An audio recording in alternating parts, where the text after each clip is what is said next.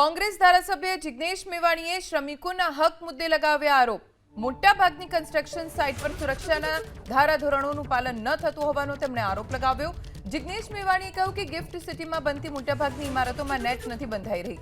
વડગામ પાલનપુરમાં પણ શ્રમિકોના સુરક્ષા મુદ્દે કલેક્ટરને રજૂઆત કરી અનેકવાર રજૂઆત છતાં કોઈ કાર્યવાહી નથી થઈ। માત્ર સુરક્ષા જ નહીં, લઘુત્તમ વેતનની પણ અનેક સ્થળોએ ફરિયાદ કરી। कारखाना सुधारा विधेयक बिल पर धारासभ्य जिग्नेश मेवाणीए सरकार पर आकरा प्रहार कर्या अने कांग्रेस धारासभ्य जिग्नेश मेवाणीए बिलनो विरोध कर्यो। कांग्रेस धारासभ्य जिग्नेश मेवाणीए श्रमिकोना हक मुद्दे लगाव्या आरोप। मोटाभागनी कन्स्ट्रक्शन साइट पर सुरक्षाना धाराधोरणोનું પાલન ન થતું હોવાનો તેમણે આરોપ લગાવ્યો। જિગ્નેશ મેવાણીએ કહ્યું કે ગિફ્ટ સિટીમાં બનતી મોટાભાગની ઇમારતોમાં નેટ નથી બંધાઈ રહી।